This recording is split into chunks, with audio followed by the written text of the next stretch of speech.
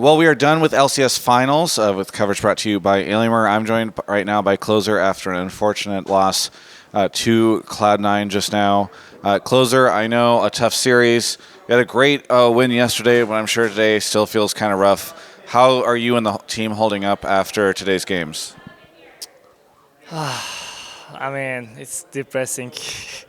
Like getting two times in a row 3-0 in the finals. I really thought we are gonna win this time.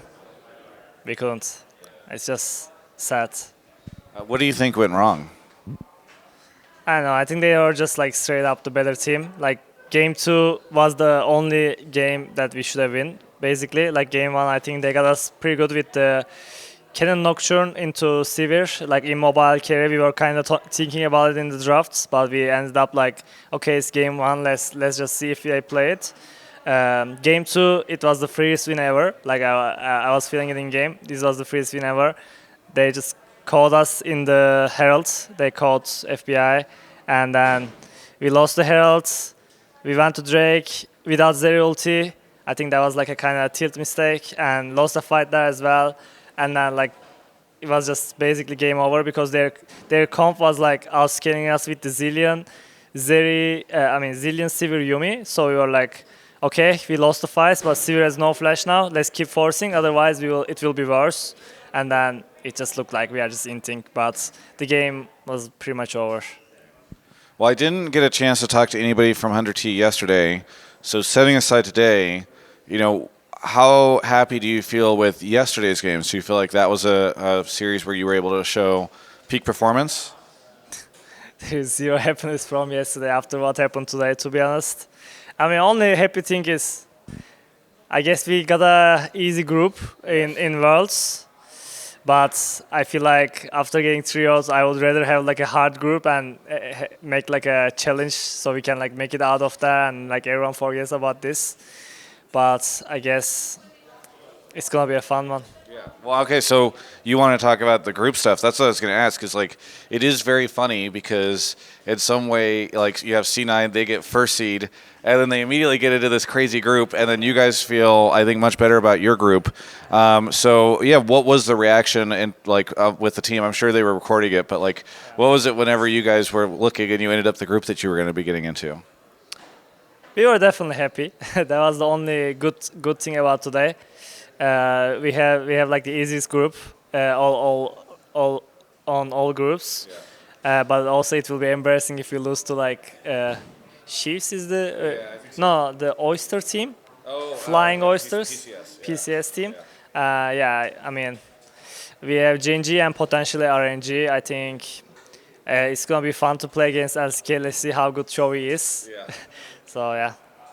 Well, looking forward to seeing what you guys are able to do. Do you know what happens next? Because I don't know. I've heard some rumors of teams going to Mexico City to boot camp, maybe some going to Korea. I don't know. But what does training and boot camping look like for you guys? Do you know? I actually have no idea right now. We will have to figure that out. I know that we will not go to Korea, but I don't know if we will be going to Mexico to boot camp there. But yeah, we should have it planned soon. Do you think at all that Champions Queue will be nice for practice during Worlds? Because they've announced that they're going to keep that around and it's going to go to different stops, essentially.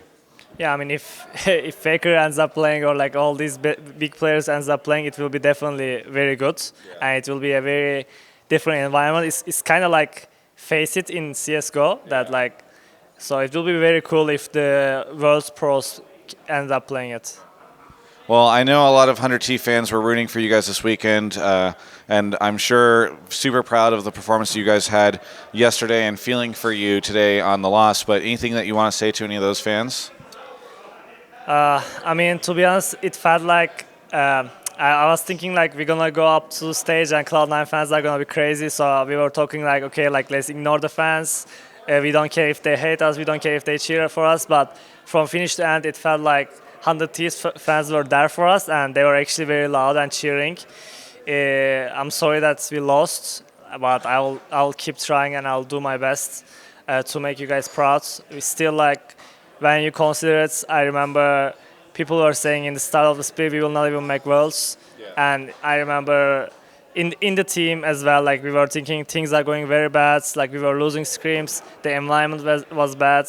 We were like, are we gonna make it out of here? And seeing that big run is still something to be proud of. I'm sure today is gonna be rough, but when we go back and look, we still had a good run.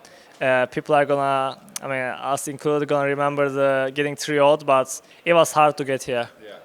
I mean, I think a lot of people might not even think in this moment, but realize and remember that this is your third finals in a row, which is, it's very rare that teams do that so frequently. Clearly a sign of strength. So thank you so much, Closer, for the interview. Looking forward to seeing you guys kick some ass at Worlds. It's going to be awesome to see. For everyone else, you can check out the rest of my coverage of all things LCS right here on my YouTube channel. Well, all three teams here in Chicago, we don't know how things are going to turn out with them yet, but, well, maybe we do. By the time you're watching this, we do. Well, at least, anyway. But they're all going to Worlds. And you know what? So am I. I know details to come on what that looks like and where I'll be and what I'll be doing and all that stuff. But part of the reason I can say confidently that I'll be going to Worlds is because of Alienware's support. So thank you so much to Alienware for getting me to places like Chicago and Worlds. You can check out the link in the description below, and maybe consider subscribing to the channel, becoming like a member of the channel where you can see stuff early in some cases, not all the cases, and maybe following me. I have a TikTok. You can follow the TikTok. I've been losing followers on Instagram, which sucks. It's at Travis Gafford with an underscore because there's another Travis Gafford who I guess got there first, which is really unfortunate. I got to wrap this up.